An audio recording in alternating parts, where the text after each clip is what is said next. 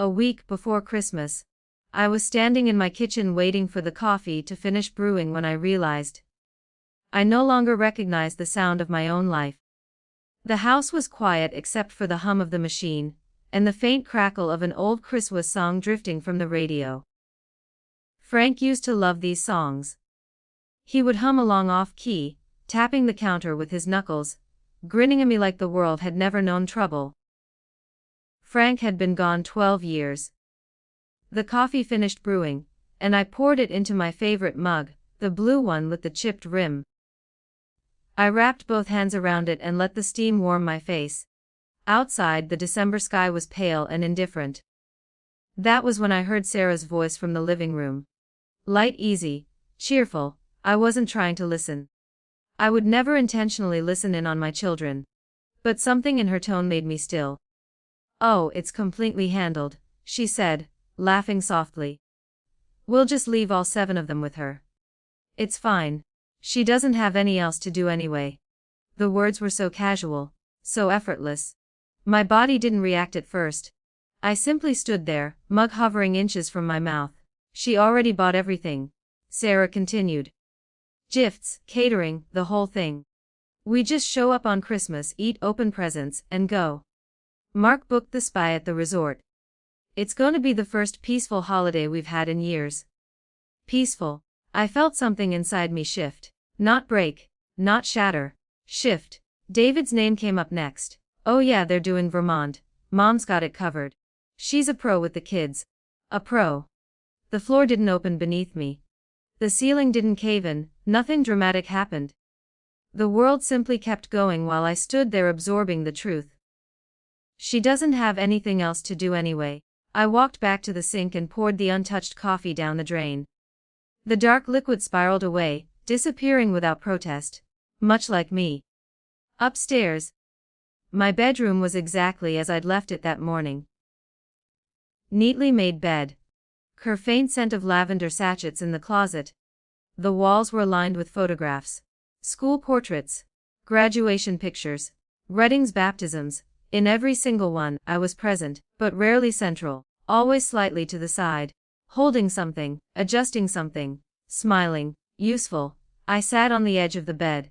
I am Evelyn Reed. I am 68 years old. I have been a widow for 12 years. I have 2 children and 7 grandchildren. And somewhere along the way, I stopped being a person. I became infrastructure. I became the safety net, the backup plan, the silent partner in every celebration.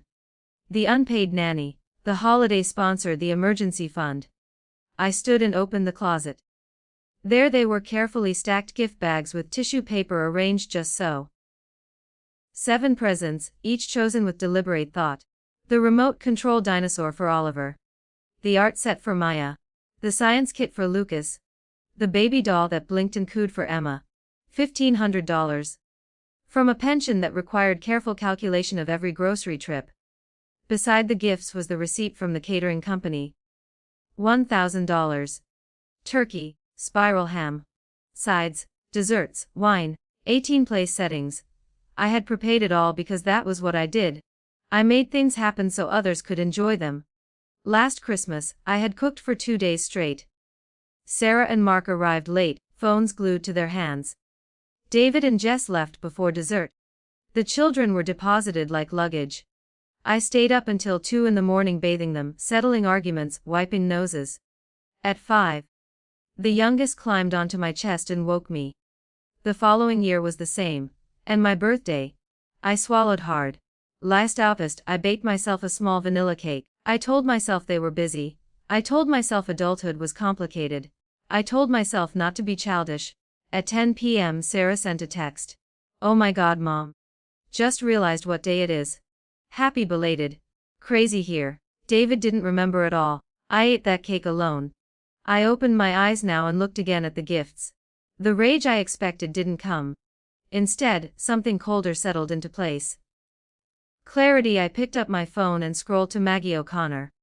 40 years of friendship. She had invited me to spend Christmas in Cape May just last week. I had declined automatically. "I have the family," I had said. I pressed call. She answered on the second ring. "Evelyn." Is your invitation still open? I asked. A pause, then a soft laugh. Darling, been holding it open for 10 years. I closed my eyes. Yes, I said. I'd like to come. We hung up 15 minutes later. I stood in the center of my bedroom, heart pounding like I had just committed a crime. Downstairs, Sarah's car pulled away with her saying goodbye. Of course. That afternoon, I sat at the kitchen table with my planner and wrote 2 lines. Cancel catering, return gifts. My hand trembled slightly, but the words were steady. The next morning, I called the catering company. Yes, I need to cancel the order for December 25th. There was confusion on the other end. The full spread for 18. Yes. We're already prepping the turkeys, ma'am. I'm sure. When I hung up, $1,000 was back on its way to me. Returning the gifts took all day. Store after store, counter after counter. Is something wrong with it? A young cashier asked as she scanned the expensive Lego set. No, I replied. I just changed my mind. With each refund, I felt lighter. Not triumphant lighter. By the time I dropped the final bag into the trunk of my car, I realized I had not cried once. Sarah called twice that evening. Just checking if you need anything for the 25th. Everything's under control, I said. For the first time in years that was true. David texted the next day. We'll drop the kids off at 10 on the 24th. Back on the 26th. Thanks, Mom. You're a lifesaver. I stared at the message, you're a lifesaver. Not, how are you? Not, does that work for? Didn't respond. On the 23rd, I packed a small suitcase, 2 sweaters, jeans, a book I had been meaning to read for months. My phone rang repeatedly that night. Sarah, David, Mark, Jess. Coordinating drop-offs, I turned it off. The silence that followed was unlike anything I had experienced in years. It wasn't lonely. It was spacious. At 8 the next morning, Maggie pulled into my driveway. Ready? She asked, sunglasses perched on her head. More than ready, I replied. I locked the front door behind me. As we drove away, I did not look back. The city skyline faded in the rearview mirror. The air changed as we neared the coast. Salt and something else, possibility. The cottage was small but warm. White curtains, a view of the winter ocean. That night I turned my phone on for the first time. 53 missed calls. 27 messages. Mom, where are you? This isn't funny, the kids are packed. Kalas Nandu. I read them all without feeling the panic I expected. Instead, I typed one message. I have gone on a trip. I will not be home for Christmas. You are adults. You are parents. Figure it out. Then I turned the phone off again. Maggie handed me a glass of wine. You look different, she said quietly. I feel different. Christmas Eve, we walked on the beach. The wind was sharp but invigorating. We laughed about old stories. We bought each other ridiculous little gifts from a local shop. There was no schedule, no chaos, no expectation. On Christmas Day we slept late, read, drank coffee slowly. We went to a small restaurant that was open and ordered seafood. I laughed so hard at something Maggie said that tears streamed down my face. Not from sorrow. From release. That night my phone vibrated again when I briefly turned it on. It was David. Where are you? He demanded. We had to cancel everything. Do you know how much money we lost? The kids are upset. This is the worst Christmas we've ever had. I held the phone away till he finished. Are you done? I asked calmly. What is wrong with you? What's wrong, I said. Is that you thought you could abandon your children with me so you could go to a resort. That's not fair. It's exactly fair. Silence. You're being selfish. No. I replied softly. For the first time I'm not. When he brought up Frank said his father would be ashamed, I felt something solidify inside me. Your father respected me. I said. He would be ashamed of how you treat me. I ended the call. Maggie squeezed my hand. I'm free, I whispered. And for the first time in decades, the word felt real. The wind howled that night along the shore, rattling the cottage windows. But I slept more deeply than I had in years. When I woke, the sky outside was paler, the ocean steady and unbothered. Maggie was already up. Wrapped in a blanket on the small porch, her breath curling into the cold air. Coffee's inside, she said without turning. You look 10 years younger. I stepped out beside her. The boards were cool beneath my feet. The horizon stretched endlessly, no demands written across it, no schedule pinned to its surface. For so long, every morning had begun with obligation. A mental checklist before my eyes even opened. Who needed to be picked up? What had to be bought? Which bill could wait? Which favor could not? That morning, there was nothing. Just the ocean. I didn't realize how much lived inside my head until it went quiet. We stayed until January 2nd. Long walks, cheap wine, simple meals. A small gallery where I bought a painting of an older woman sitting by the sea, her posture relaxed. Her face turned toward something only she could see. There was no desperation in her expression. No apology. Just presence. I saw myself in her. Or perhaps the woman I was trying to become. When Maggie dropped me off at my house, the neighborhood was still wrapped in leftover Christmas lights. Inflatable snowmen sagged on lawns. Wreaths hung tiredly on doors. Call me if they try to bulldoze you, Maggie said, hugging me tight. They won't, I said, surprising myself with the certainty in my voice. And if they do, I won't move. The house was exactly as I'd left it, orderly, quiet. But something felt different. It felt claimed. I took down the large family portrait from above the fireplace. The one where I was blurred slightly behind David's shoulder. I carried it carefully to the hallway closet and leaned it against the wall. Then I hung the painting of the woman by the sea in its place. She looked out over the room as if guarding it. That night, the doorbell rang. I knew before I reached it. Sarah stood there, arms folded tight across her chest. David beside her, jaw clenched. Neither smiled. I opened the door but didn't step aside. We need to talk, Sarah said. Then talk. The cold air pressed between us. You humiliated us, she said immediately. Do you know how that looked? We had to scramble. The kids were devastated. I imagine spending Christmas with their parents was a terrible burden, I replied evenly. That's not what this is about. It's exactly what this is about. David's voice cut in, sharper. You could have told us. You could have given us notice. I did, I said. Years of it. They stared at me as if I'd spoken another language. You've been assuming my availability for decades, I continued. You never asked if I wanted to host. You never asked if I was tired. You informed me. You scheduled me. You assigned me. That's ridiculous, Sarah snapped, but her eyes flickered. When was the last time you asked me how I was? Truly asked. Silence. When was my birthday? Davis 15th. And what did you do? Longer the silence. You forgot, I said softly. But you remember spa reservations. Sarah's face flushed. That's unfair. No, I said. It's accurate. I felt my legs tremble slightly, but my voice remained steady. It wasn't anger carrying me now. It was clarity. I am not your emergency contact for convenience, I said. I am not your unpaid childcare. I am not your bank. I am not your caterer. You're our mother, David said, as if that settled everything. Yes, I replied. I am. And that means I raised you to be capable adults. Adults who take responsibility for their own children. Sarah shook her head, disbelief etched across her face. So what? You're just done. I am done being used, I said. That's different. They stood there, the porch light casting hard shadows across their expressions.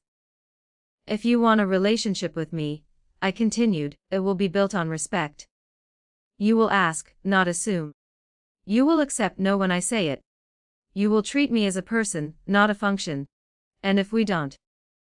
David challenged. Then we will have less of a relationship. The words hung heavy between us. Sarah's mouth tightened. Fine. If this is how you want it. She turned first. David lingered a moment longer. Something softer flickered behind his anger, but pride swallowed it. They walked away. I closed the door gently. My knees nearly gave out once I was alone, but I steadied myself against the wall. The house felt very quiet. Not empty, quiet. The weeks that followed were colder than the winter outside. No calls, no texts, no sudden requests.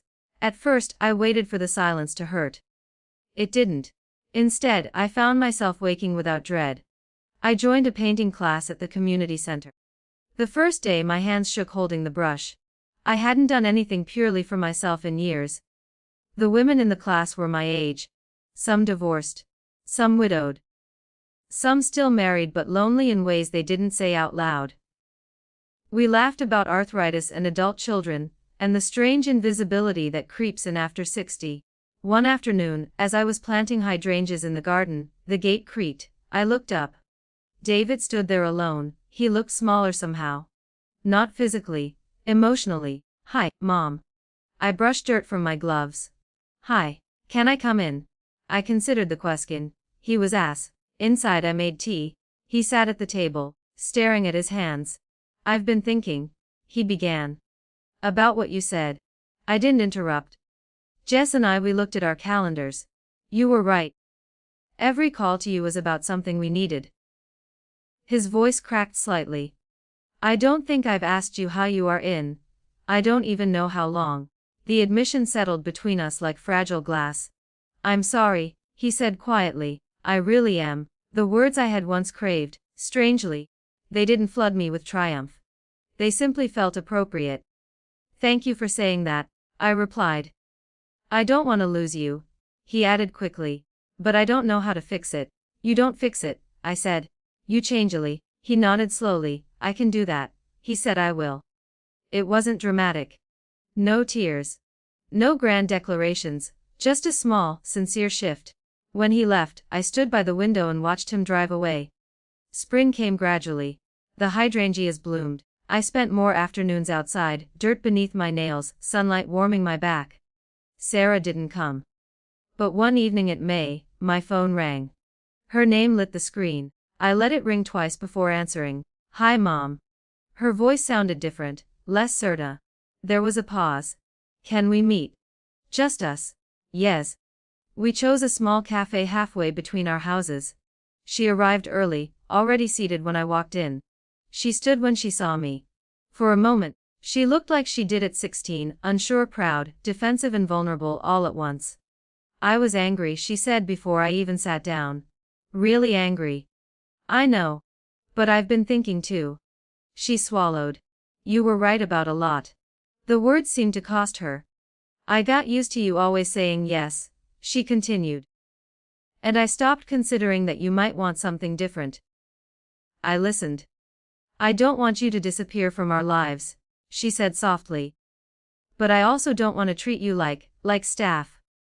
A faint smile touched my lips. "That's a good start," I said. We talked for nearly 2 hours, not about babysitting schedules, not about logistics, about her job, her marriage, her exhaustion, my painting class, the book I was reading. When we parted, she hugged me. It wasn't the rushed, distracted hug of the past. It lingered. The relationship didn't transform overnight. Boundaries were tested. Habits slipped. But each time, I held firm. "No, I can't this weekend." "Yes, I'd love to come for dinner. I'm not available to watch all 4 overnight. I'd be happy to take one for an afternoon." Gradually, the dynamic shifted. The children still visited, but now their parents stayed too. Christmas came again. This time, I didn't host. We gathered at Sarah's house, potluck style. Simple. Manageable at one point as I sat on the couch watching the children open modest gifts. Sarah brought me a cup of tea without being asked. David asked about my latest painting. It wasn't pers different. Later that evening, as I stood to leave, David touched my arm. "Thank you," he said quietly, "for not disappearing." I looked around the room, the noise, the laughter, the mess. "I wasn't disappearing," I said. "I was finally arriving." And for the first time in my life, I knew the difference. The weeks after that Christmas did not fall into some magical rhythm where everything was easy and healed. Change, I discovered, is not a clean line. It is a series of small corrections, of pauses where old habits try to reclaim their place. In January, Sarah called on a Thursday evening. "Mom, I completely forgot. Mark and I have a last-minute work dinner tomorrow. Could you take the kids overnight?" The old reflex rose in me instantly. Of course, I'll cancel my plans. I'll rearrange my life. Instead, I asked, What time is the dinner?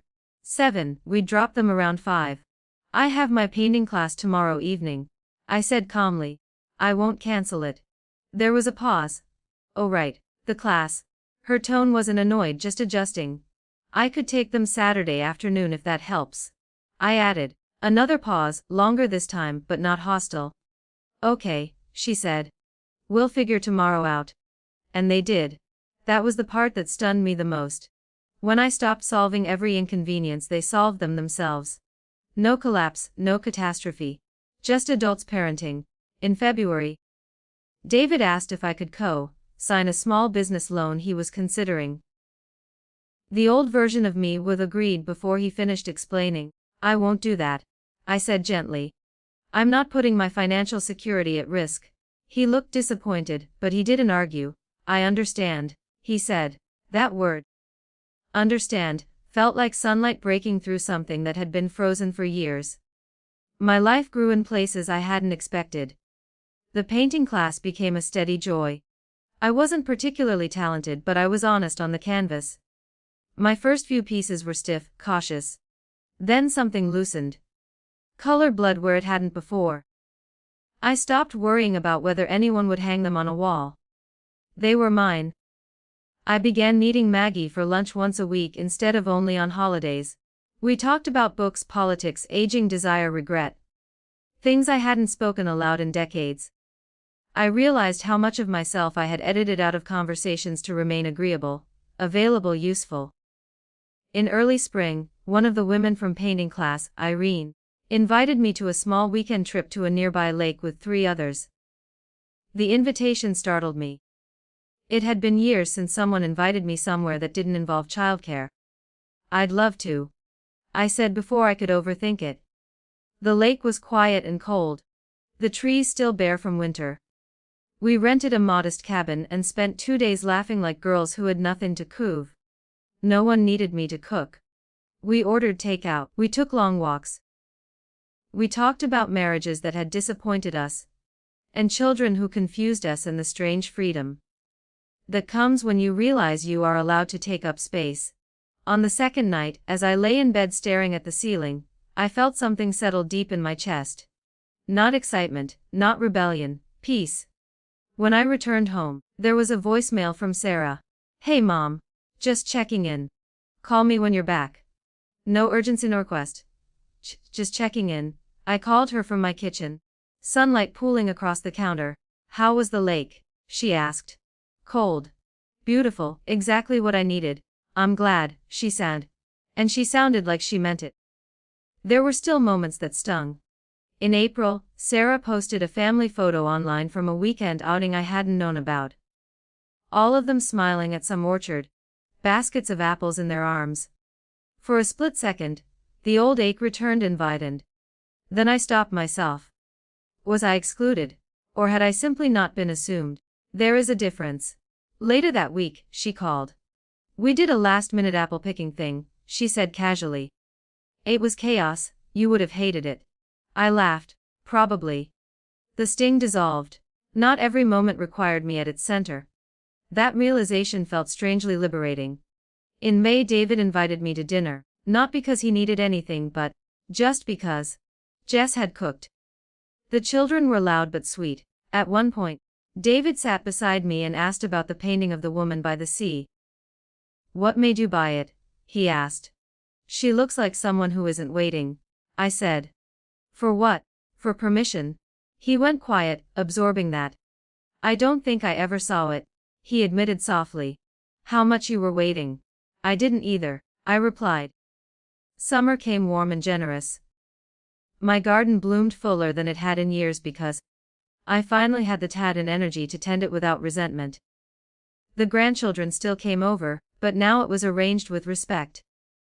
Mom, would you like to have Emma for the afternoon? Sarah would ask. I'd love that. I would reply when it was true. And when it wasn't, I said so. The first time I declined a birthday party invitation because I simply felt tired, Sarah surprised me. Of course, she said. Rest. We'll see you next week. No guilt, no manipulation. I began to see something I hadn't allowed myself to see before. My children were not monsters. They were accustomed. Accustomed to a version of me who erased herself. When that version disappeared, they had to adjust. And adjustment is uncomfortable. One evening in late August, my birthday, I sat on the book, the air soft and golden. At 5 o'clock, Sarah arrived with a cake. At 5:10, David followed with flowers. The children tumbled out of their cars, shouting "Grandma." I stood there stunned. "We didn't forget," Sarah said quietly. The cake wasn't extravagant. The flowers were slightly wilted from the heat, it didn't matter. We sat around the table in my backyard. David grilled burgers. Jess helped set plates without being asked. Mark chased the kids through the grass. At one point, Sarah touched my arm. "I didn't realize how much you were carrying," she said softly. I didn't admit it. I admit it after everyone left, I washed a few dishes. Only a few, because most of them had been cleaned before they walked out the door. I carried my tea into the living room and sat beneath the painting. The woman by the sea seemed different somehow. Or perhaps I was. I thought about the version of myself from the Christmas before, standing in the kitchen. Hearing my daughter say, "She doesn't have anything else to do anyway." That woman had felt erased. This woman did not. I still loved my children fiercely. I still adored my grandchildren. That hadn't changed. What had changed was the structure. Love without boundaries had turned me into a utility. Love with boundaries allowed me to remain a person.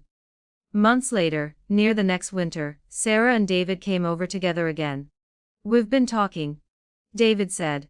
"We want to plan Christmas early this year," Sarah added. "Together. No assumptions." "What are you thinking?" I asked. "Maybe we rotate hosting," Sarah suggested. "Simpler." "And David said carefully, "would like you to come to Vert with us for a few days after if you want. Not to babysit. Just to be with us." The invitation hung in the air. Not an assignment. An invitation, I smiled. "I'll think about it," I said, and I meant it. Because now, the choice was mine. That was the true shift. Not their apologies. Not their adjustments. My choice. I wasn't their mother anymore in the way they had defined it. I wasn't their utility. I was their mother on my own terms. And that made all the difference. I did think about Vermont. For 3 days. I let the idea sit without rushing to please anyone. That alone felt revolutionary. The old me would have said yes immediately. Afraid that hesitation might look like rejection. Afraid that boundaries meant distance. Afraid that love required constant agreement. Now I allowed silence to exist. On the 4th day, I called Sarah. "I'd like to come?" I said. "For 3 days." "That's perfect," she replied without missing a beat. 3 days is perfect. No bargaining, no guilt. Just acceptance. The shift was subtle but profound. December came again, cold and bright. This time there was no frantic shopping done in secret. No $1,000 catering bill. No silent resentment simmering beneath tinsel and ribbon. We planned together. A shared document. A group call. Assignments divided evenly. "I'll handle the turkey," David said. "I'll do desserts," Jess added. "Mark and I will host Christmas Day," Sarah said. They looked at me. "What would you like to do?" Sarah asked. The question caught in my throat for a moment. What would I like to do? "I'll bring a salad," I said finally. "And bread. It's manageable." Mine. Christmas arrived without the heaviness it once carried. I dressed slowly that morning, choosing a deep green sweater I loved but rarely wore because it felt too nice for kitchen chaos. When I arrived at Sarah's house, the children ran to me as always, arms flung wide. "Grandma." I knelt and hugged them, breathing in their warm, familiar scent. My love for them had never been the issue. It had never diminished. What had diminished was me. Inside, the kitchen was busy but not frantic. David stood at the stove, basting the turkey with serious concentration.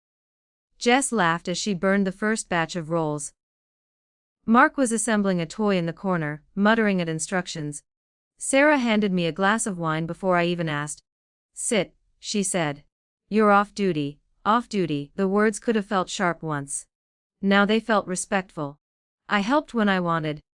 I stepped back when I didn't. I didn't monitor every detail.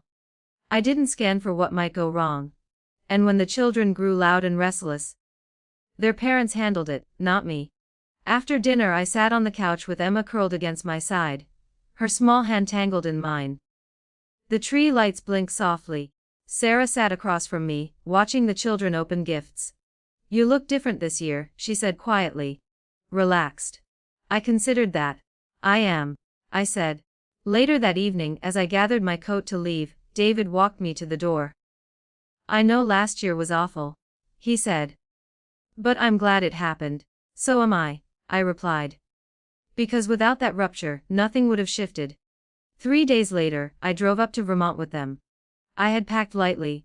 A small suitcase. A book. My knitting. The rental cabin was beautiful, snow layered thickly over the trees, smoke curling from a stone chimney. The children were ecstatic. Already planning snowball battles. The first night, after the kids were asleep, the 4 adults sat at the wooden dining table with glasses of wine. There was a softness in the air. Not avoidance. Not tension. Honesty. I used to feel like you were always disappointed in us, Sarah said suddenly. The statement surprised me. Disappointed? I echoed. Yes.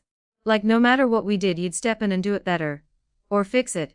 I sat with that. I wasn't disappointed, I said slowly. I was anxious. About what? That if I stopped everything would fall apart. David leaned back in his chair. We never asked you to carry all that. No, I agreed. But I volunteered. Silence settled, not heavy, just reflective. I thought being indispensable meant being loved. I continued. But it only made me exhausted. Sarah's eyes shimmered slightly. We did take you for granted, she admitted. I don't think I even realized I was doing it. That's the thing about habits, I said gently. They feel normal. The fire crackled in the hearth. Mark spoke quietly for the first time. It's strange. When you left last year, it forced us to actually be present. With the kids. With each other. David nodded. It was chaos. But it was ours. I smiled faintly. That was the point. The next morning, I woke early before everyone else. Snow fell in slow, heavy flakes outside the window. I wrapped myself in a blanket and sat with my coffee, watching the white landscape transform quietly. I thought about the woman I had been. The woman who measured her worth by how exhausted she was. The woman who believed love required sacrifice without limit. The woman who swallowed hurt to maintain harmony. I didn't hate her. She had done what she thought was right. But she had confused service with identity. The cabin began to stir. Children's footsteps, laughter. The smell of bacon. Sarah entered the room, hair messy, face still soft with sleep. Morning, Mom, she said. Sitting beside me, we watched the snow together for a moment. I'm glad you're here, she added. I'm glad I chose to be, I replied. That distinction mattered. The days passed peacefully. I played with the children in the snow until my cheeks burned. I read in the afternoons. I joined in board games when I felt like it and retreated to quiet when I didn't. No one questioned it. On the last night, Emma climbed into my lap and asked, Grandma, are you going to live forever? I laughed softly. I don't think anyone does. She frowned. But you always help fix things. Her words landed deeper than she could understand. I'll always love you, I said, brushing her hair back. But you'll learn to fix things too. Because that was the final lesson, wasn't it? Not just for my children. For myself. When we returned home, I stepped into my house and felt gratitude instead of relief. Gratitude that it was quiet. Gratitude that it was mine. Gratitude that I had not lost my family by drawing boundaries, I had reshaped it. In the months that followed, life settled into something steady and sustainable. I continued painting. One of my pieces, a simple landscape of my garden at dusk, was accepted into a small local exhibit. I invited Sarah and David. They came. They stood beside me while strangers admired my work. That's my mom, David said quietly to someone. Not, that's our babysitter. Not, that's Grandma. Just my mom, a whole person. Later that evening, as I sat alone beneath the painting of the woman by the sea, I realized something unexpected. I no longer needed the painting. I didn't need the reminder of who I was trying to become. Because I had become her. Not hard. Not cold. Not distant, visible, solid. I wasn't their mother anymore in the way I used to be, the silent infrastructure, the invisible support beam holding up everyone else's life. I was their mother as a person, with limits, with desires, with rest. And the remarkable thing was this. When I stopped being their utility, I didn't lose them. I finally allowed them to know me. And in doing so, I finally knew myself. Spring returned again, softer this time. As if the world itself understood the value of gradual change. I began waking earlier than I needed to, not from anxiety but from anticipation. There was something deeply satisfying about having hours that belonged only to me. I would sit at the kitchen table with my coffee, sunlight stretching across the floor, and plan my day based on desire rather than demand. Some mornings I painted. Some mornings I did nothing at all. Doing nothing used to make me uneasy. It felt unproductive, indulgent. Now it felt earned. The grandchildren still visited regularly. But something subtle had shifted in those visits too. Their parents no longer dropped them at the door with hurried kisses and vague return times. Instead, they stayed. Or they arranged short, clear windows.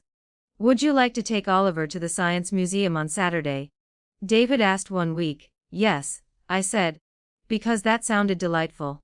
And it was. Just the two of us. His small hand in mine as we wandered through exhibits. His endless questions. His fierce concentration at the interactive displays. I wasn't overwhelmed by managing 7 children at once. I wasn't resentful, I was present. On the drive home, he looked at me from the back seat. "Grandma," he said, "you're more fun lately." I laughed. "Lately?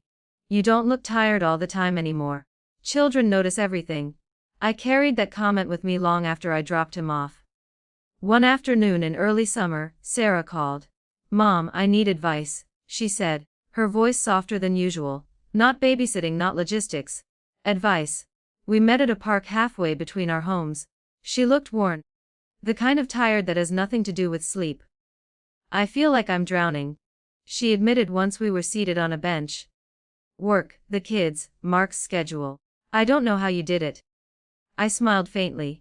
"I didn't," I said. She blinked. "What do you mean?" "I didn't do it perfectly. I did it by exhausting myself. By ignoring my limits." She absorbed that. "I don't want to end up resentful," she whispered. "Then don't sacrifice yourself to prove your love," I said gently. "Ask for help. Share the load. And when you're tired, say so." She stared at the playground where her children were climbing. "I always thought you were just stronger than me," she said. "No," I replied. "I was just quieter about my breaking points." She reached for my hand. "I don't want you to feel like that again." "I won't," I said.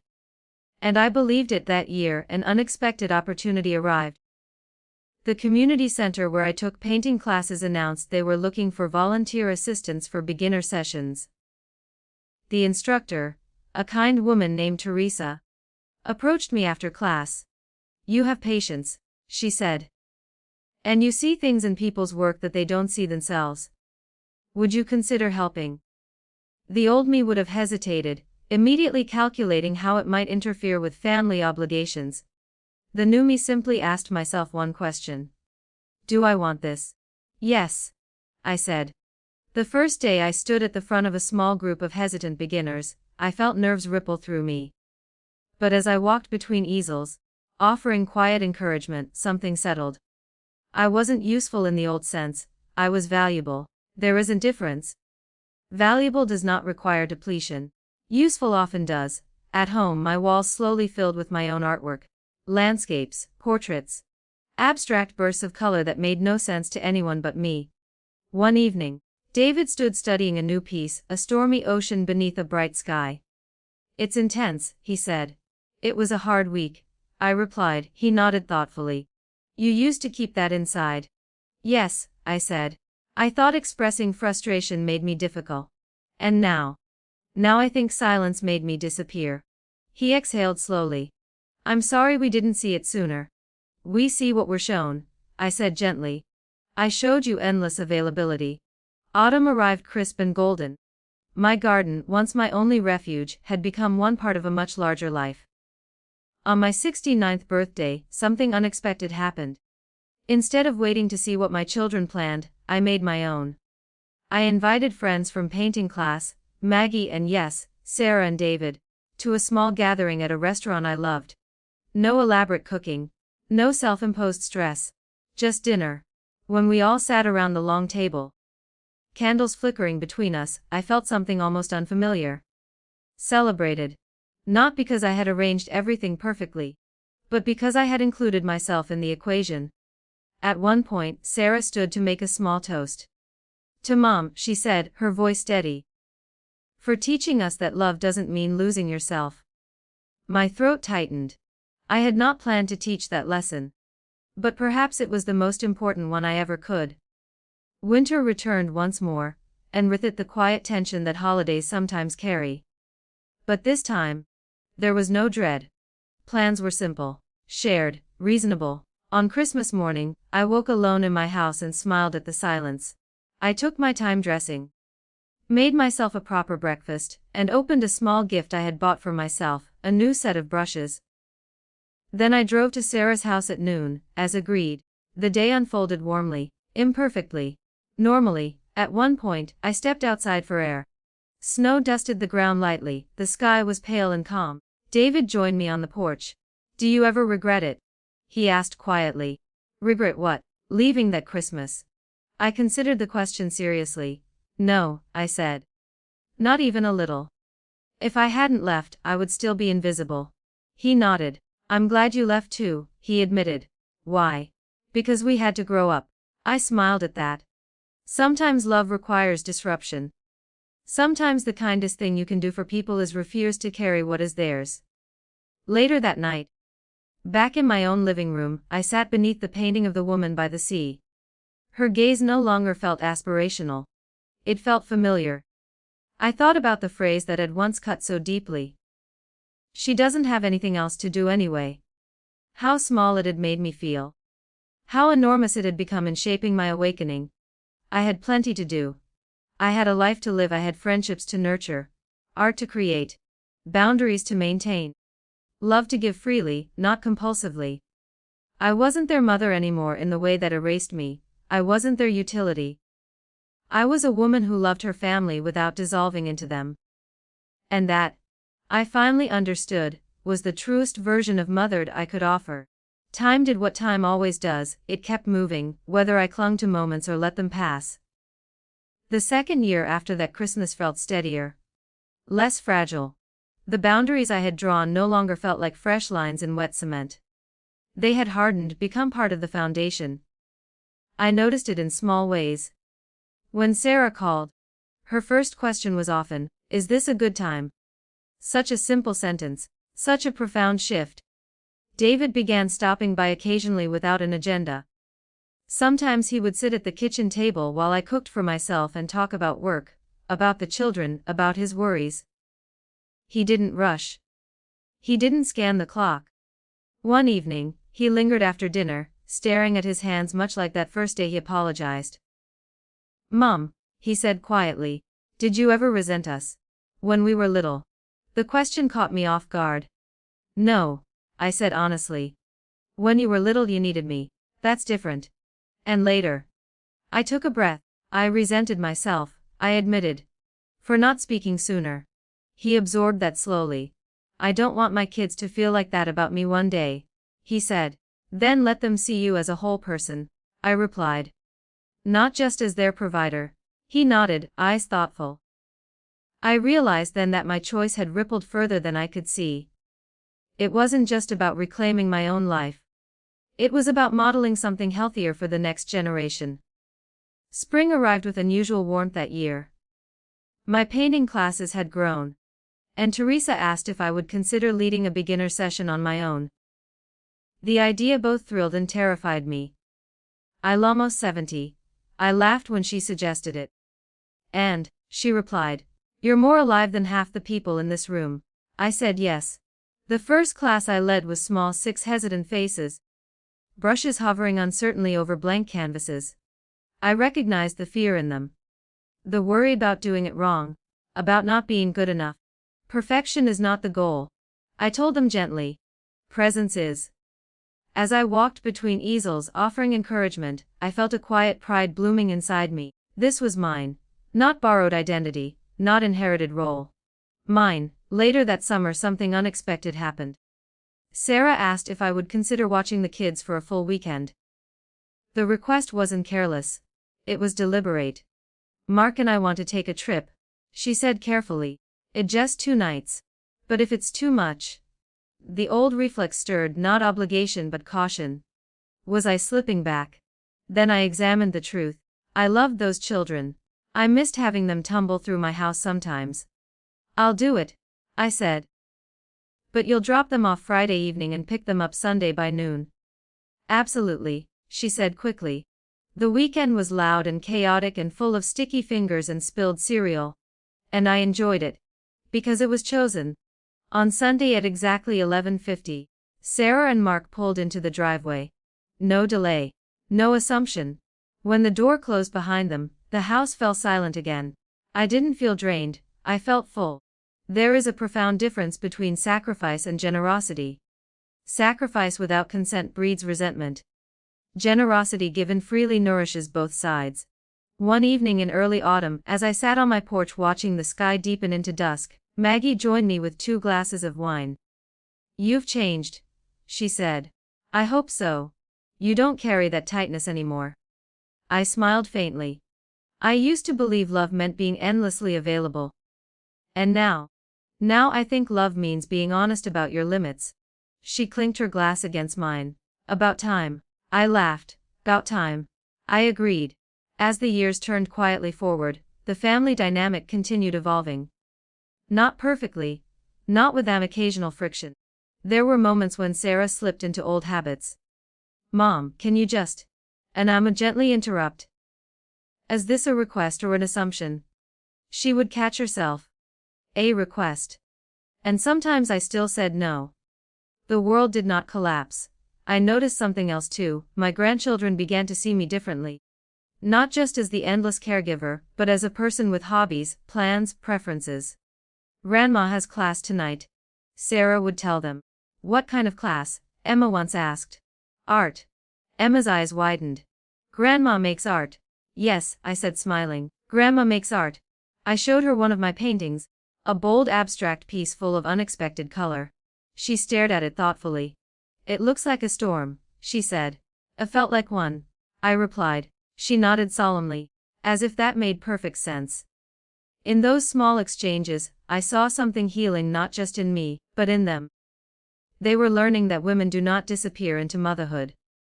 They expand. One winter afternoon, years after that first rupture, I found myself standing again in my kitchen, waiting for coffee to brew. The same window. The same pale December light.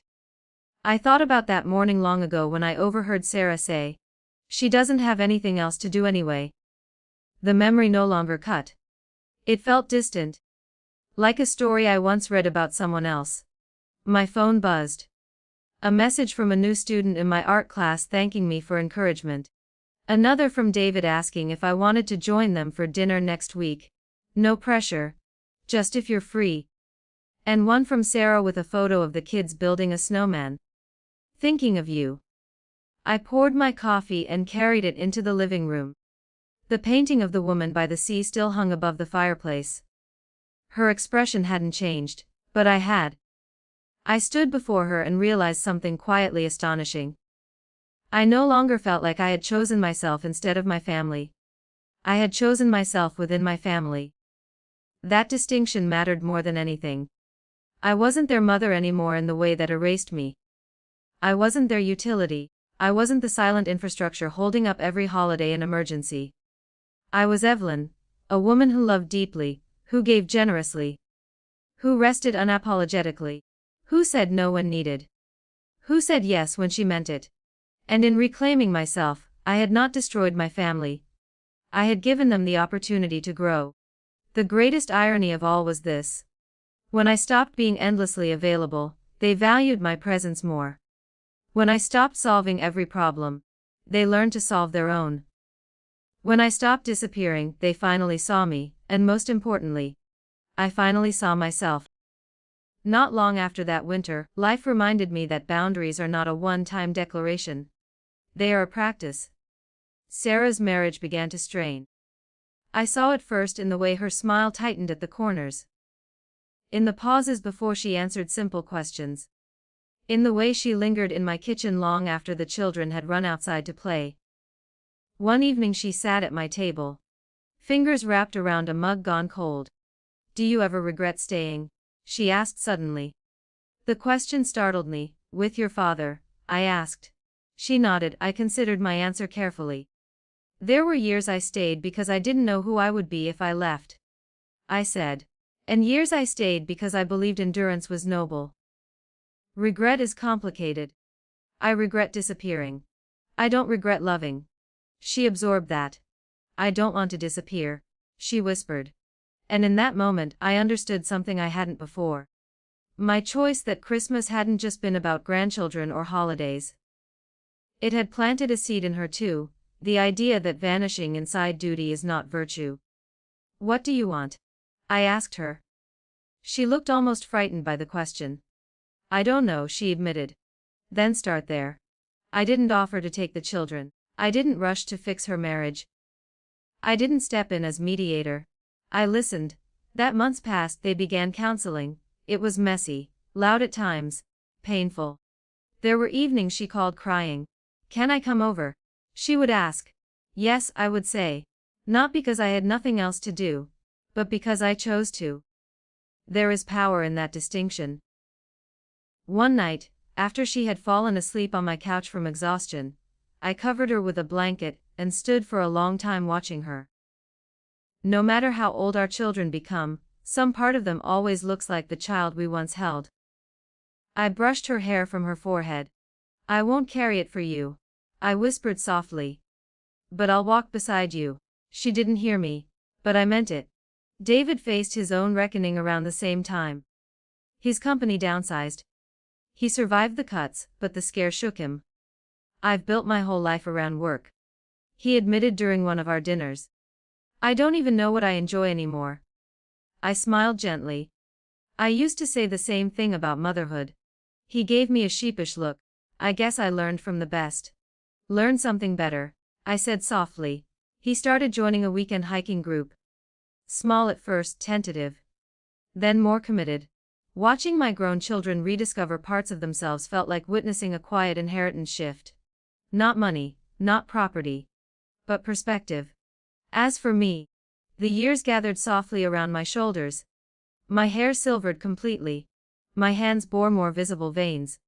Some mornings my knees protested the stairs, but my life felt expansive in a way it never had in my 40s or 50s.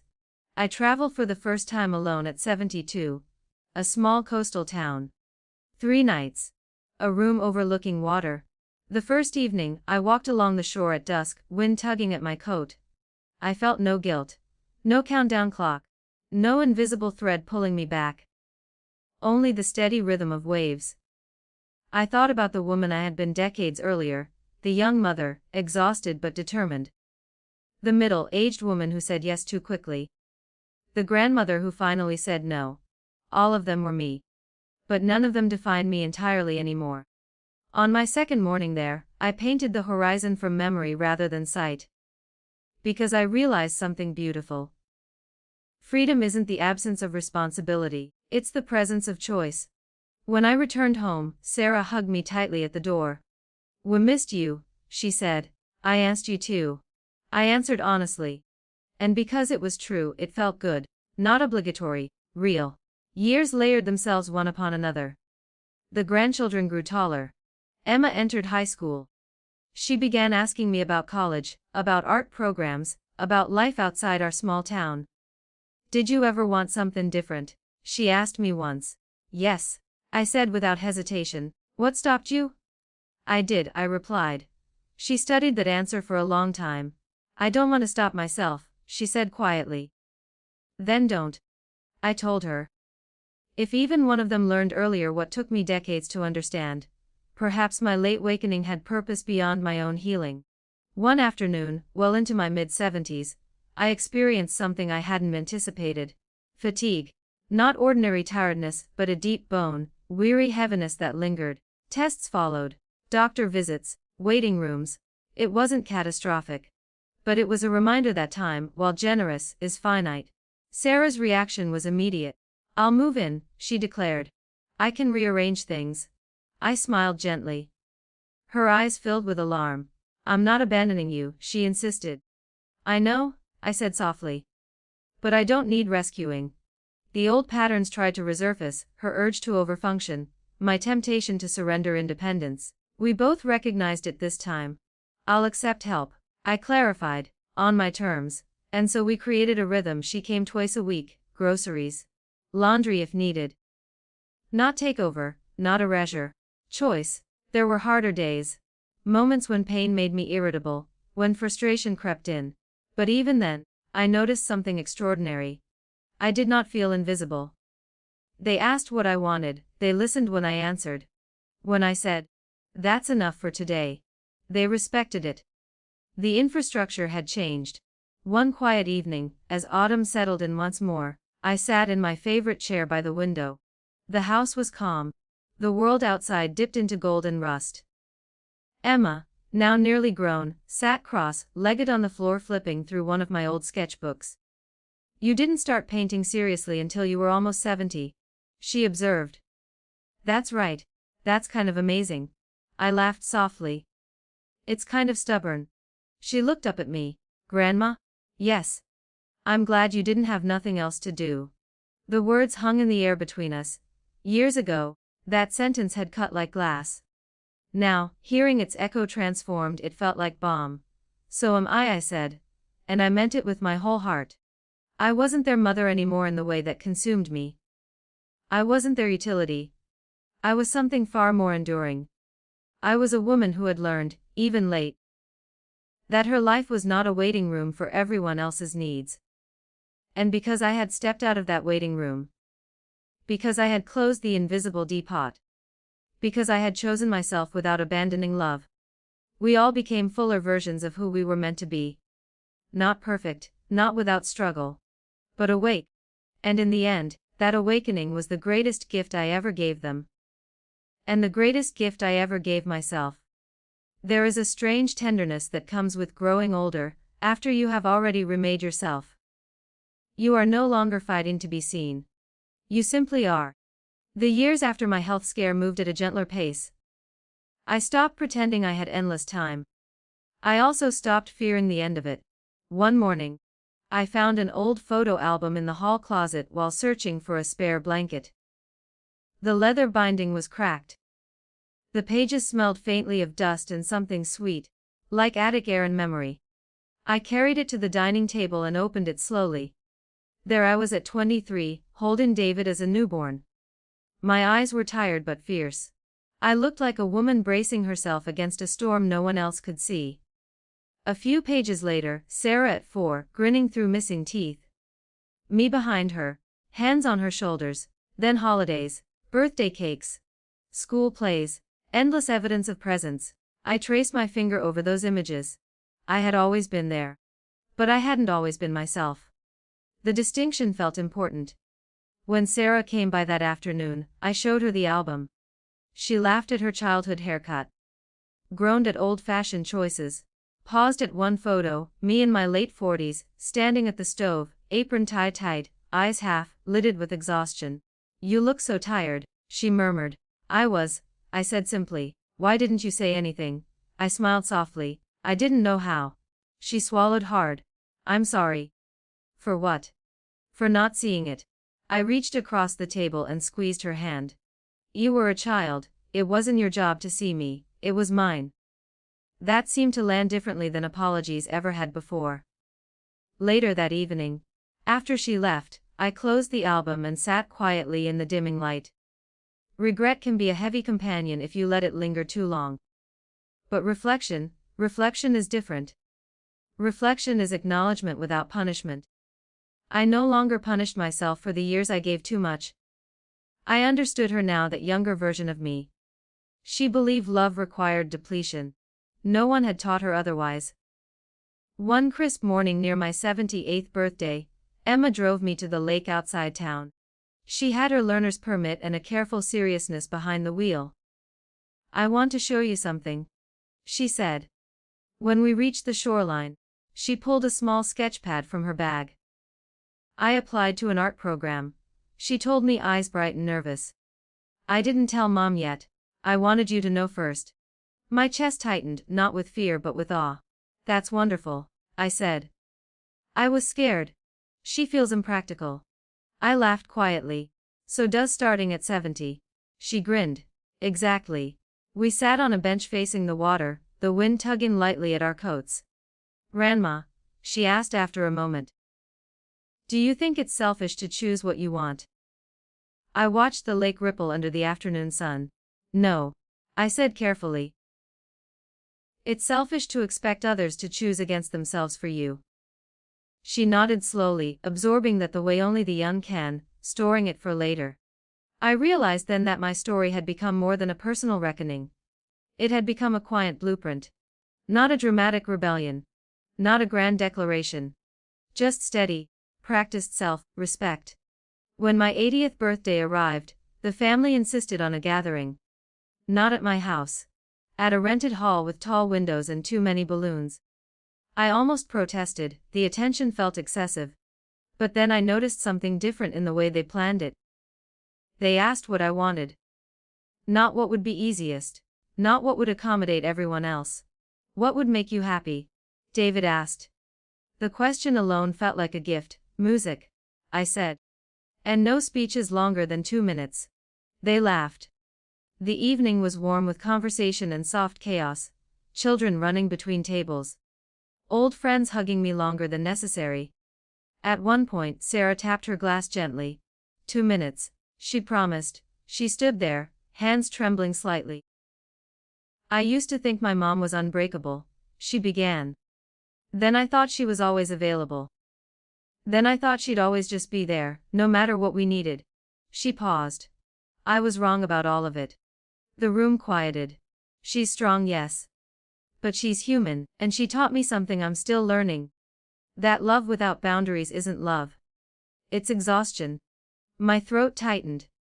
When she chose herself that Christmas years ago, I thought she was abandoning us. Now I understand she was showing us how not to abandon ourselves. She looked directly at me. "Thank you for closing the teapot." Soft laughter rippled through the room. "And thank you for reopening it, on your terms." She sat down quickly before her 2 minutes expired. I didn't cry then, I simply breathed. After the party, when the house was finally quiet again, and I sat alone with leftover cake on a small plate, I felt something settle inside me. Completion.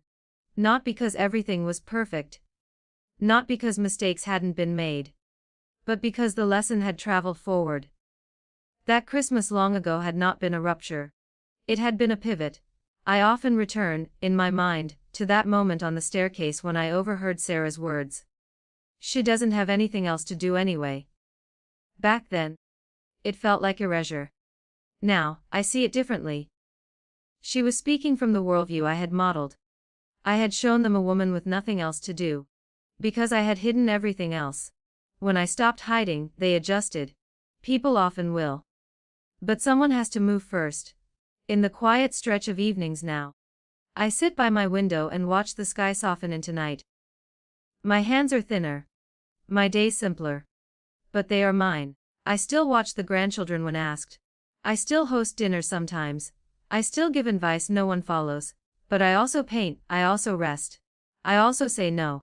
And sometimes, I simply sit in stillness without justifying it. I wasn't their mother anymore that required self-erasure. I wasn't their utility. I was a whole woman who had loved imperfectly, learned slowly, and awakened late but not too late. And if there is any wisdom in my story, it is this. You are allowed to exist beyond your usefulness. You are allowed to take up space even when no one is asking something from you. You are allowed to choose yourself. Not instead of love but within it. I close my eyes some nights and feel no resentment left. Only gratitude. For the children I raised. For the mistakes I survived. For the courage that finally surfaced. and for that quiet, radical Christmas when I stepped away, and in doing so, stepped fully into my own life. Time passed in the gentle, unhurried way it does when a person stops trying to outrun it. I turned 81 without much ceremony. Sarah brought a small cake and insisted on singing even though her voice was slightly off. Key and the grandchildren laughed halfway through the song. David gifted me a new set of watercolor paper. "You don't have to paint if you don't want to," he said quickly, as if protecting me from obligation even in gift giving. I touched the stack of paper. "I will paint," I said, "when I feel like it." That was the new language of my life. Not must, not should. Not because someone else expected it. Because I wanted to. Winter that year was harsh. Snow piled high along the sidewalks, and the town moved more slowly, as if wrapped in thick blankets of silence. My health had begun a quiet decline that felt less like an enemy and more like a natural softening. There were days when I slept longer. Days when I did not feel like walking. The family adjusted around me without panic. No one proposed moving in permanently. No one treated me like a fragile object that might break if touched. Respect is a strange kind of love when it finally replaces control. One afternoon, while I was resting in my favorite chair, Emma came to sit beside me. She was 22 now, tall, confident, carrying sketchbooks that were beginning to fill with her own work. "Grandma," she said quietly, "I got accepted into the art program." Her eyes were shining but nervous. "That's wonderful," I said. "I'm scared." "Good," I replied. She blinked. "Yes. Fear means it matters." She leaned her head against my shoulder the way she did when she was small. "You changed our family," she said. I closed my eyes. "I hope I helped it grow," I corrected gently. "Same thing," she said stubbornly. I smiled. Outside, snow fell slowly, unhurried, unconcerned with human timelines. Later that week, David visited alone. He brought soup. Not because I asked. Because he remembered I sometimes felt less hungry on cold days, but needed warmth anyway. We sat in the kitchen in comfortable silence while I ate slowly. "Mom," he said eventually. "Yes. I think about that Christmas sometimes." I waited. "I think about how angry I was," he continued. "And how certain I was that you were wrong. And now," he hesitated, "now I think I was scared." "Of what?" "That if you had a life outside us, maybe we weren't enough." I reached across the table and placed my hand over his. "You were always enough," I said softly. "But I was not only yours." He nodded slowly. "I understand that now." The conversation was simple. But healing rarely arrives dramatically. It arrives in sentences spoken quietly across a kitchen table. Spring came once more. I spent more time in the garden than inside. The hydrangeas had become my companions over the years. I spoke to them sometimes, not because I believed they would answer, but because caring for living things is a form of meditation. One morning, while trimming dead leaves, I felt a strange lightness in my chest. Not pain. Not panic.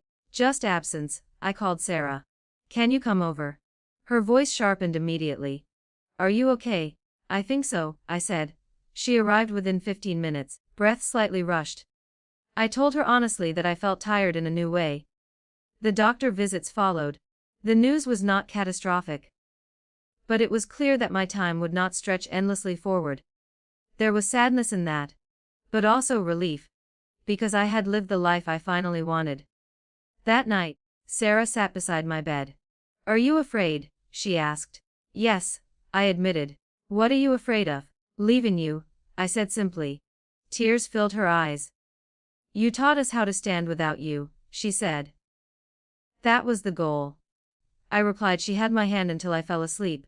In the months that followed, my world became smaller but deeper. I painted one last large piece. It was the woman by the sea again, but this time she was older. Her hair silver. Her posture relaxed. Her gaze not searching, not waiting. Simply watching the horizon. I gave the painting to Emma.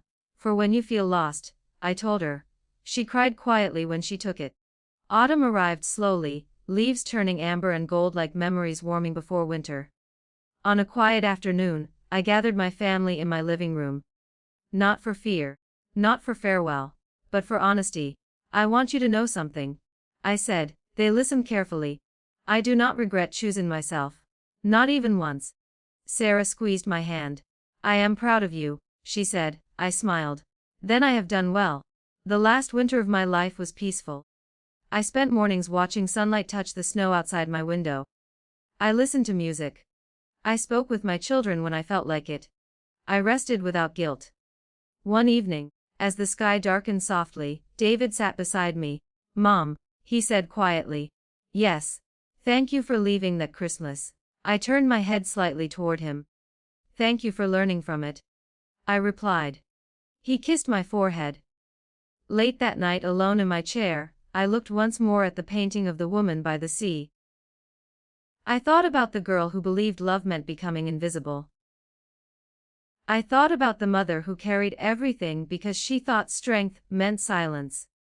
I thought about the grandmother who finally understood that love and selfhood are not enemies. The house was quiet. The world outside moved as it always does. I felt no regret. Only completion. If there is one truth I carried into the closing chapter of my life, it is this. I was never meant to disappear inside the lives I helped create. I was meant to stand beside them. And I did. When my time came, it was not sudden, nor violent, nor filled with unfinished words. I was surrounded by warmth.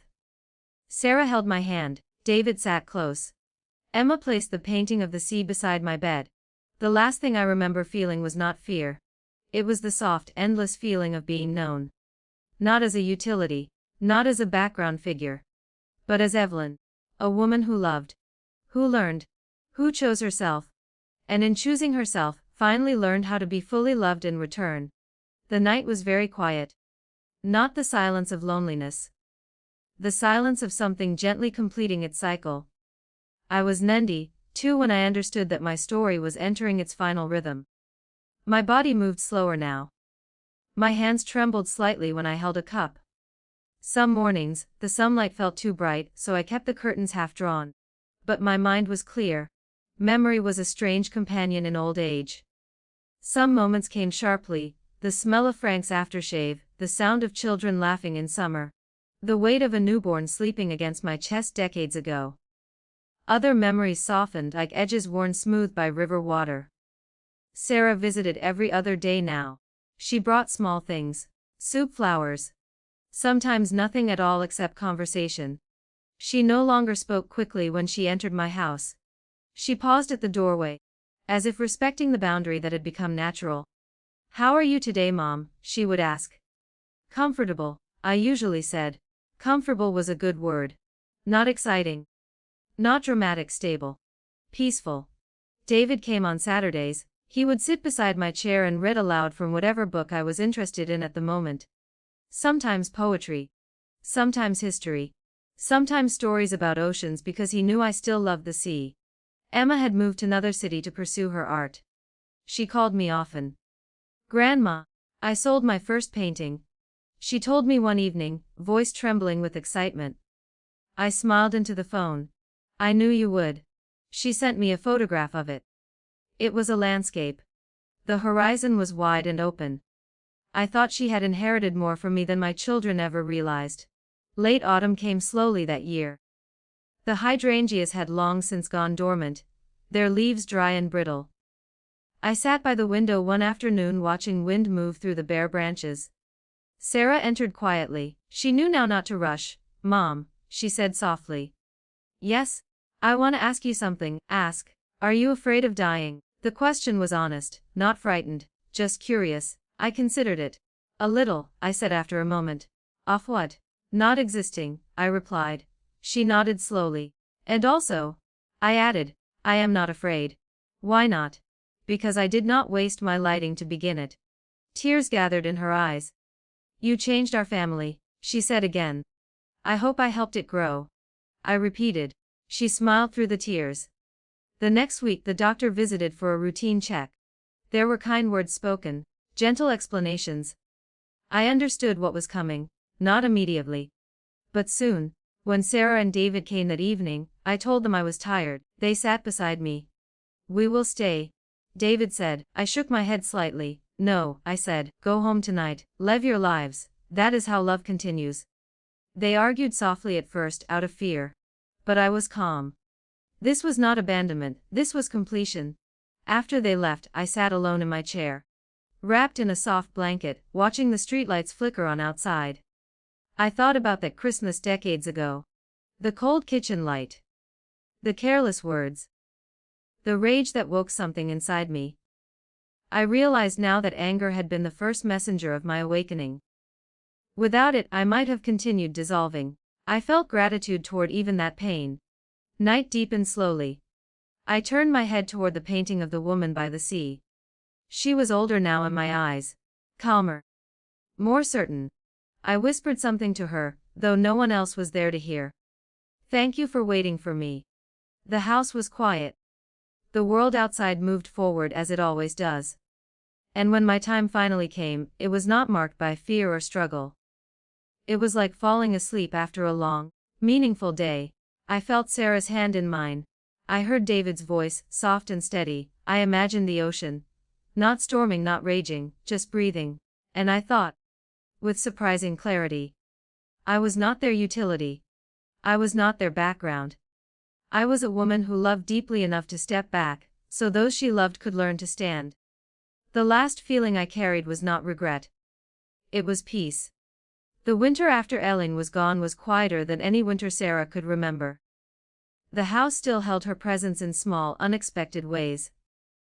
The painting of the woman by the sea remained above the fireplace.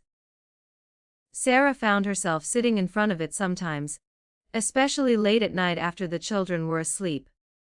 She had never asked her mother what the woman in the painting meant. Now she spoke to it anyway. I think I understand you now, she whispered once. The woman did not answer. But sometimes understanding does not require response. David handled the funeral arrangements with careful, quiet dignity. They chose a small service. No grand speeches. No overwhelming crowds. Evelyn had never liked excess. Emma read one of her grandmother's journal entries aloud. Not the private ones. The one Evelyn had written years ago and allowed Emma to keep. I am allowed to exist beyond my usefulness. The words moved softly through the room. People cried. Not loudly. The grandchildren placed small objects beside the casket. Oliver left a science museum ticket stub.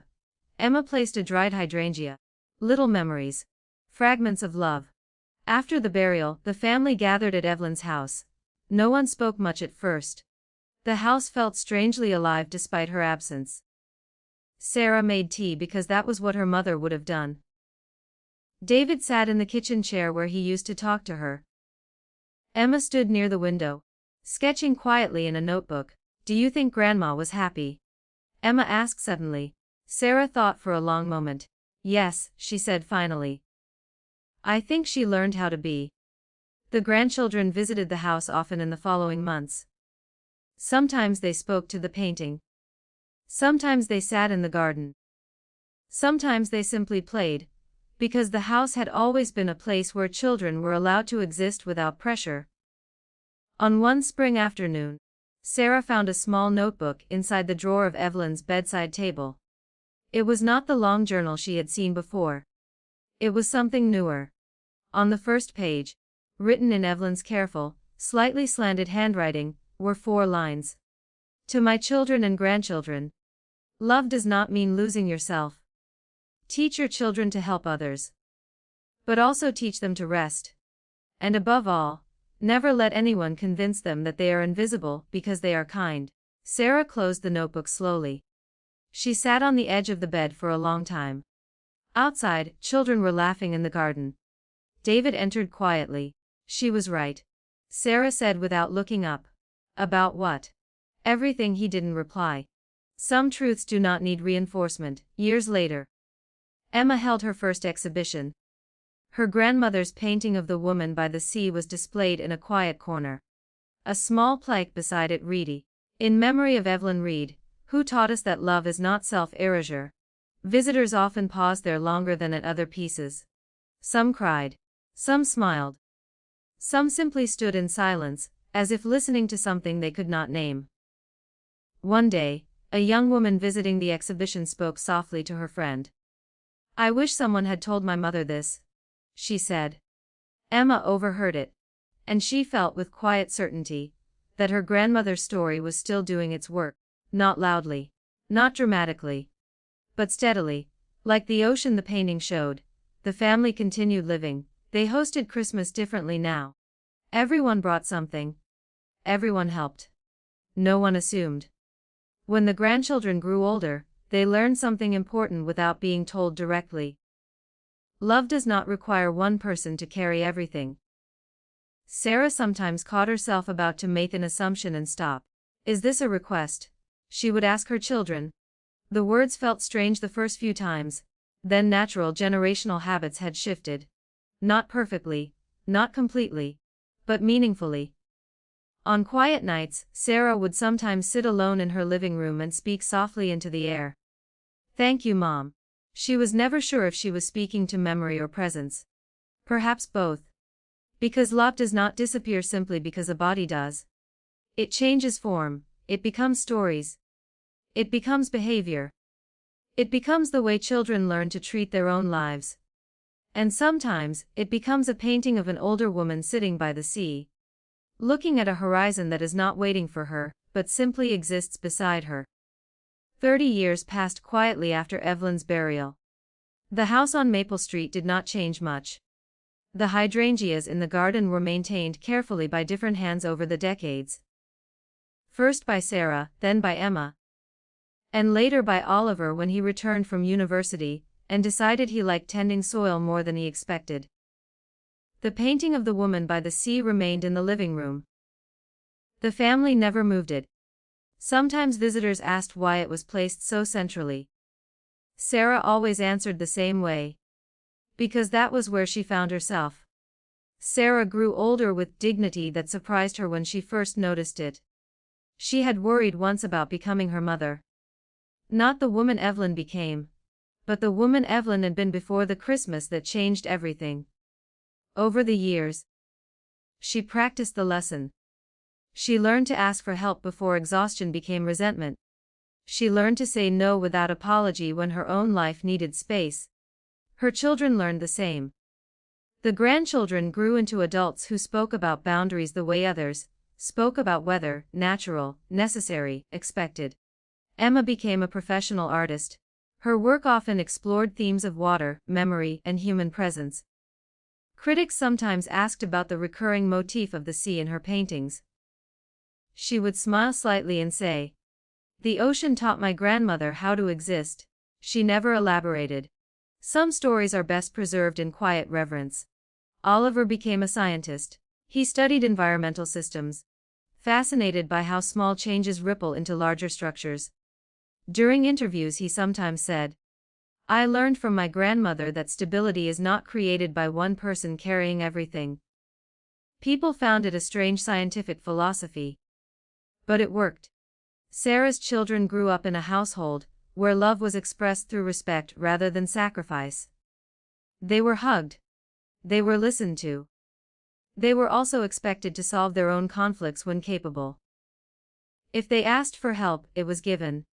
If they assumed help, they were gently corrected. As this a request became a family phrase. Not rigid, not mechanical, but meaningful. On the 100th anniversary of Evelyn's birth, the family gathered in the town hall for a small commemorative exhibition of Emma's work. The centerpiece was a new painting.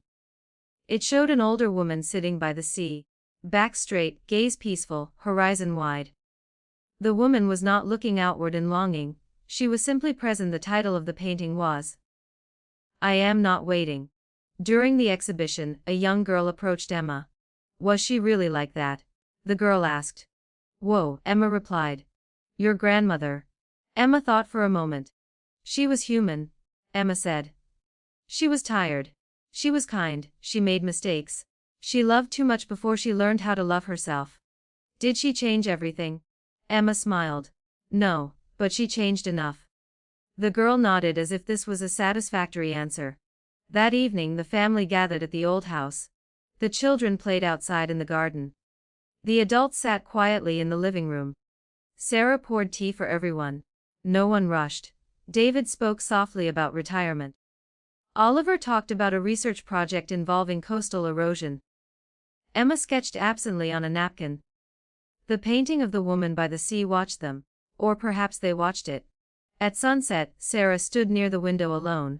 "Mom," she whispered, as she often did. "Thank you for teaching me that I don't have to disappear to be loved." The wind moved gently outside. The hydrangeas in the garden rustled softly. And if one believes that love can leave echoes inside places and people, then perhaps, in that moment, something very quiet and very warm answered. Not in words, but in the way the family felt suddenly whole without trying to be. Because Evelyn's greatest legacy was not that she became strong. It was that she taught them that strength does not require invisibility. Love does not require erasure. And a family can survive, and even flourish, when every member is allowed to be both connected and complete. The sea in Emma's painting never stopped moving. Neither did the story. On a spring morning many years later, Emma stood alone in the garden behind the old house. She was no longer young. The world had moved forward. Technology had changed. Cities had grown louder. People lived faster, spoke shorter, and worried more. But the garden was still the garden. The hydrangeas were older now, thicker, more confident in their yearly return. Emma crouched slowly, touching soil with careful fingers. She spoke softly. "Grandma, I think I understand you better now." There was no response. There never had been. But sometimes understanding is simply feeling the truth settle inside you without explanation. Emma was 73 years old when she realized she had spent most of her life trying to paint what her grandmother had become. Not the woman Evelyn was when she was tired and invisible, but the woman she became after she chose herself. Emma had children, they had children. The family grew larger, more complex, more scattered across cities and professions. But one phrase survived through generations. "Is this a request?" It was never spoken harshly. It was spoken the way Evelyn would have spoken it, gentle, curious, respectful. A reminder that love and obligation are not the same thing. Inside the house, the painting of the woman by the sea had aged strangely well. Colors had softened slightly with time. Sunlight had touched it for decades. People sometimes felt the woman's gaze was calmer now than when it was first hung. Emma believed it was because the woman was no longer searching. One summer evening, the family gathered again, not for any particular reason, just because they could. Children ran through the garden. Adults talked about work, love, disappointment, and ordinary life. No one felt responsible for carrying the emotional weight of the room alone. That was Evelyn's churd inheritance: shared living, balanced giving, selfhood preserved inside community. As dusk approached, Emma stood near the painting. Her great-granddaughter, only 8 years old, came beside her. "Who is that lady?" the child asked. "That is my grandmother," Emma said. "Did she live here? What was she like?" Emma smiled softly. "She was very kind. She loved us very much." The child thought for a moment. "Yes," Emma said. "Did people listen when she was tired?" Emma paused. "Yes. Eventually they did." The child nodded as if this was a very good story. Later that night, when the house was quiet, Emma sat alone in the living room. The painting of the woman by the sea was illuminated by a small warm lamp. Emma spoke quietly, like people do when speaking to someone they love who is not physically present. "Grandma, world is still loud," she said, "but our family learned how to be quiet inside it." She imagined, or felt, or remembered, she was not sure which, a softness in the room. Not supernatural. Not dramatic. Just the feeling of being understood. If there is any ending to this story, it is not death. It is not separation, it is continuity. Because Evelyn did not teach her family how to survive without her. She taught them how to live without disappearing into one another. And so the family continued. Children were born. Old people died. People fell in love. People argued. People apologized. People rested when they were tired. And every Christmas, somewhere in the house, someone would quietly ask, "Is this a request?" And someone else would smile and answer, "Less." The ocean in the painting never stopped moving, neither did love. Long after Emma became old herself, the house on Maple Street was placed under family trust preservation. Not because it was valuable real estate, but because it was memory. The town had changed beyond recognition by then. New buildings rose where old stores had once stood. Children played with devices in their hands. Conversations were shorter. Time felt faster. But inside the house, time moved the way it always had. Slowly, respectfully. Emma's granddaughter, now a university professor of literature, visited the house one autumn evening. She was carrying a small notebook. In it were notes about her great-grandmother. She had studied Evelyn's life for a personal research project that she never intended to publish. She sat in the living room alone. The painting of the woman by the sea hung above the fireplace, slightly faded but still deeply alive and feeling. The professor spoke softly, almost like prayer. "You changed a family," she said. Then she paused. "No," she corrected herself. She opened her notebook. Inside were fragments of stories passed through generations.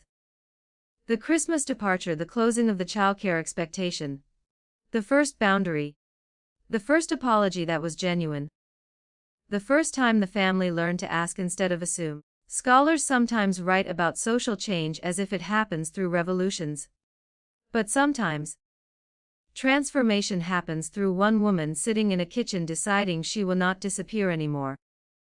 Outside, the wind moved through autumn leaves. The professor stood and walked closer to the painting. She imagined Evelyn as a mother standing exhausted beside a stove. She imagined the Christmas where rage became awakening.